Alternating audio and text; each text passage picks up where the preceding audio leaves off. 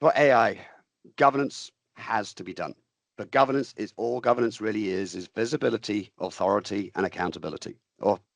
So make sure someone is accountable, make sure people have the authority to make the decisions they need to make and make sure they understand what decisions they can make and how to escalate.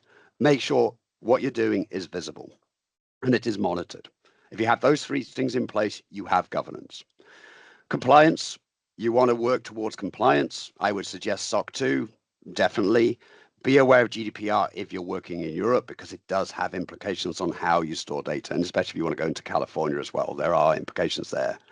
So you want to make sure you understand what the regulation space, the compliance space is like, and you want to mitigate and resolve those problems. We try to present a set of guidelines to work with that in this deck. You also want to make sure your organization is structured for success. Their communication is working well. Technology is not going to solve your problem. It is the people and how they communicate is going to solve your problem. Technology enables that. AI is going to enable communication if you use it properly. It's going to help your team. It's going to help your organization improve. So one of your use cases could be organizational change. It could be a use case, could be change management within the organization. So you use AI to improve your organization so you can build AI. So it's a lovely little bit of tautology there.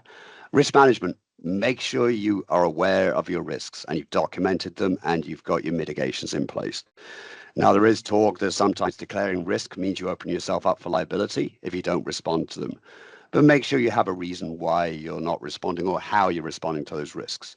But I would always document your risks. And you can just say this is very low probability, and you can use the numbers to actually say this is a 1 in a million chance. So we don't need to respond to it. Our mitigation is X, but we think it's such a low probability, we're not going to spend time, but at least you've identified a potential problem. And so when it does happen, that 1 in a million chance happens, you have some thought and some thoughts about what to do with it when it happens. Scaling, incremental scaling. Don't roll it to everybody. Roll it out to a few people, get advocates, get evangelists, and then roll out to more people, get more evangelists. They see the impact and then roll out to the organization. And the ROI is measurable. You can create metrics where you can measure how you've improved the organization. So when you're doing business intelligence projects, we have ROI, which is basically looking at our cost of development. We have metrics and reports to track. AI is the same. There are the similar metrics that we can do: productivity improvement, cost improvement, time to delivery improvements. Make sure you have a way of tracking the change over time.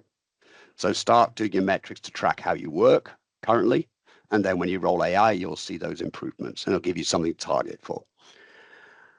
And then when we're rolling out, what do we do? What's our 90-day action plan? So I'm going to go away. I'm all inspired. David's said lots of great things. I want to build AI. First thing, engage David and Usman and various other people to help you build out. But if you want to do your own plan, get your governance in place. So get your visibility, authority, and your accountability in place so people know who's what's doing what. You got C-class guy-in, so everybody is advocating for the product. Make sure you got ways of feeding back and choosing what use cases to have, and it's communicated to the team. You then want to plan what you're going to do, pick your use cases, and make sure you deliver on a small set of use cases. Do your pilot, and then once your pilots roll out, work out how to scale that pilot to production.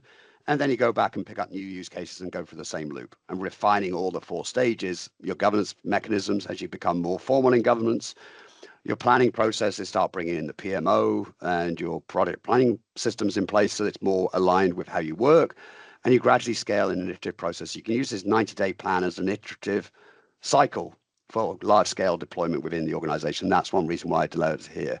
And if you notice from the timeline, actually the timeline's disappeared, this was about a quarter-long project. So basically 90-day action, so 3 months, 1 quarter. So for that, you can use this as a loop for every single initiative you do. And so governance is in place. Do we need to change governance? No, we don't. It's good. Okay, planning. What do we need to plan? Okay, we've already got that plan in place for use case 1. It's the same. We can use a similar plan, but we got a different data set. Pilot execution, we're changing X, Y, and Z. So you have your target, your current gap target architecture. You roll that out. Again, you know what your pilot execution is going to be included, what capabilities you're changing, what capabilities you're affecting. And then you scale out to production. Then you can actually say, okay, these capabilities can now be replaced with this AI tool that we've just built.